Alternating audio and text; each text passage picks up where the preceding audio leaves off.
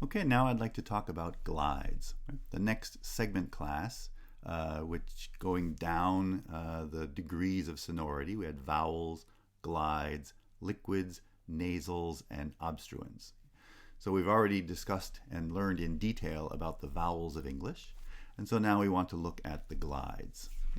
We've already met some of the segments that belong to the segment class glides. The close vowels, the high vowels, have the same degree of sonority as the glides. But let's look in more detail about the pronunciation of glides themselves. Okay? First, the word glide, the meaning of the English word glide is some kind of smooth movement. If someone glides across the room, the meaning is they move across the room in a very smooth way. Well, we borrow that meaning in phonetics to refer to segments that are pronounced with some kind of smooth movement throughout the pronunciation, either smooth movement of the lips or smooth movement of the tongue. And in English, we have two glides, and I'll show an illustration of how they're pronounced. So we have the palatal glide. This is the sound y at the beginning of the word yesterday. Now, in IPA, we use the letter J, not the letter Y. Okay? The letter Y is English spelling.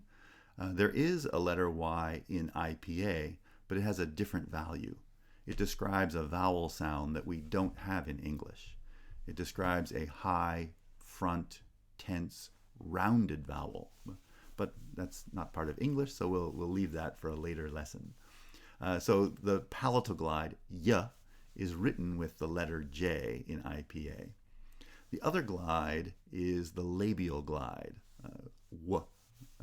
The word labial, from the Greek word for lip, labius, labial is pronounced with the lips, and palatal is pronounced at the palate. Okay? So if we zoom in and look at the parts of the mouth involved, the palate is this flat surface at the top of the mouth, kind of bone across the top there.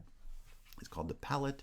So when the tongue raises to the area near the palate, we refer to that as the palatal place of articulation. And when the segment is produced by gliding movement, it's a palatal glide. Whereas the lips are the location of a labial glide. The two lips come near each other, and then there's a smooth movement as we say, w, w. Right? If I don't move the lips, oo, oo, oo, oo, oo, I'm just going to pronounce a vowel sound, oo. But to make it a glide, there has to be this smooth movement, w, wi, we, wa. Right? So if I want to show you an animation, an illustration for the pronunciation of the palatal glide, you'll see the body of the tongue raise to a space near the palate. Ya, ya, ya, ya, ya, ya. Right? Whereas for the labial glide, you'll see that the lips come together and the back of the tongue moves towards the back of the mouth, as it does for the vowel oo. Right? Wa, wa, wa, wa, wa, wa. That's the labial glide. Now, the fact that the tongue position matches that of a high vowel is an important observation. In fact, the position of the lips and tongue for glides matches the position of the tongue for close vowels. The I vowel and the Y glide basically are produced with the same tongue height and tongue position. The vowel and the glide W are produced with the same tongue height and position. Now, the position in words, the placement of the segment within a sequence of segments in a word, is always different for these two types of segments. Glides always occur either before or after a vowel. It's just a property of their position in words. Whereas the close vowels are after or before a consonant. So there's a kind of different position in sequences of segments. So the glides we see at the beginning of words before a vowel, in words like yes and use, or the labial glide wine and west. We see them in consonant clusters, pairs of clusters at the beginning of words, again before a vowel, like in music and queen. Music has the palatal glide, queen has the labial glide. And we find them in the middle of words as long as they're followed by a vowel, like in lawyer, lawyer, and a while, a while. Whereas the close vowels are always before or after consonants. Word like I in sit, U in food, I in meat, in book, in thirst, in turn. And I've included here both tense and lax pronunciations, but that contrast is not really relevant for glides. There's just one glide pronunciation. But the point is, the glide and the close vowel appear in different positions within words. And basically what we understand now is they're effectively the same segment. The same segment in language gets pronounced differently in speech depending on the segments before or after. And this is an important property of language. We're going to come back several times, and we'll look at it in a little more detail today as our kind of introduction to this relationship between pronunciations. Okay? And the relationship is known as the difference between phonemes and allophones. These are two terms used for segments. Phonemes are segments in language. They're sounds in the mind of a speaker. It's the sound that you know when you know how to say a word. That's the phoneme. An allophone is a segment in speech. It's a single individual speech sound, something a person says. So we want to begin distinguishing between language and speech, but we of course have sounds in both the language, the words we know, and in the speech, the words we say. But the idea is this. We have a phoneme in our mind, and it's important. Notice the slash marks, the angled slash marks. We surround IPA symbols by slash marks when we refer to the phonemes. Okay? And the phoneme gets realized or pronounced as I. And here the square brackets represent the allophone, the actual pronunciation, the sound that occurs in speech. Okay? Now, the I phoneme is pronounced I when it's a sonority peak.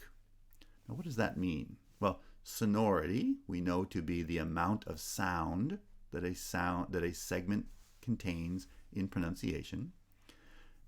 Peak.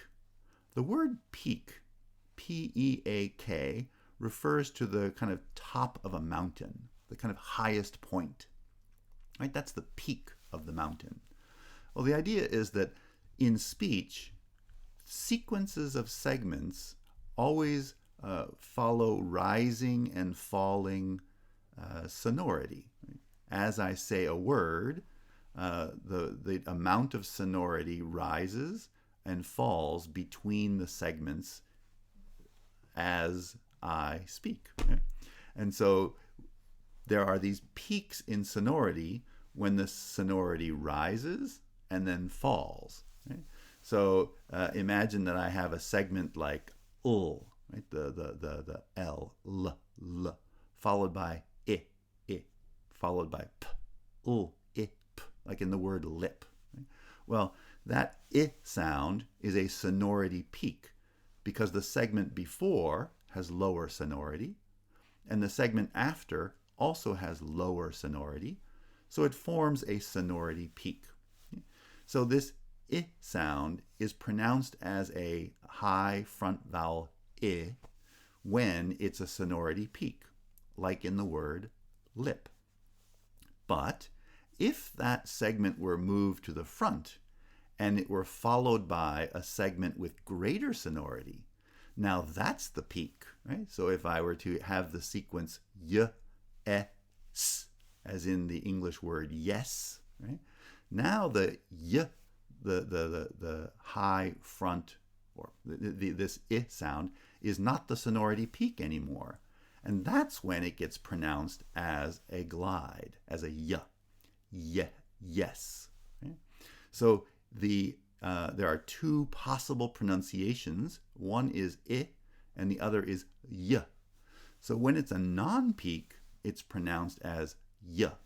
When it's the sonority peak, it's pronounced I.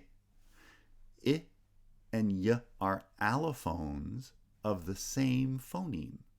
The same sound in the mind of the speaker is actually pronounced differently depending on the other segments before and after. Right? So we usually refer to this allophonic relationship between different pronunciations. And the same is true for the back vowels, right? There's a back vowel u, which is pronounced when it's the sonority peak, but pronounced w when it's the non-peak. So in look, the segment before ul and the segment after k have lower degrees of sonority, so it's pronounced as a close vowel. But in the word walk, the next segment is an open vowel, which has greater sonority. Therefore, the u is not a sonority peak, and in that case, it's pronounced w as the labial glide. Okay. So to generalize, we have this relationship between a phoneme, which we write in slash marks, which is realized or pronounced as allophone A, as one sound in context A, and allophone B, some other pronunciation, in some other phonetic context. So in this case, our context has been before the sonority peak or as the sonority peak. If the segment is a sonority peak, it's pronounced as a close vowel. If the segment is before or after a sonority peak, then it's pronounced as a glide. Okay. Oh, sorry, I didn't quite finish the slide. Okay. So the phoneme is realized as two different allophones depending on the phonetic context it appears in. So let's consider the one way of describing this, as we have two possible pronunciations. It could be a high vowel if it's in the sonority peak. It could be a glide if it's in other contexts. Right? So what do I call this segment then? I can't call it a glide. It's sometimes a glide, but sometimes a vowel. I can't call it a close vowel because it's sometimes a close vowel, but sometimes a glide. Well, here's where it's useful to simply refer to the features that define this particular segment.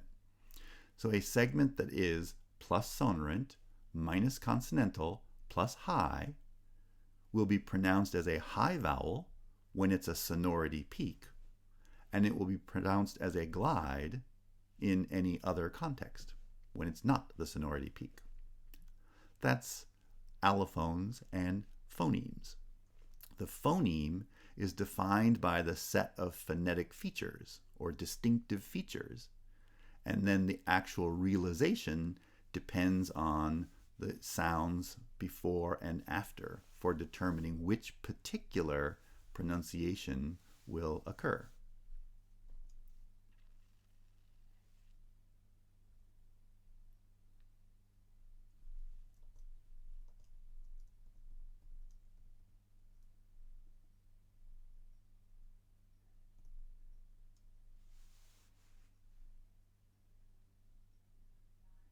Okay, we'll stop there for now.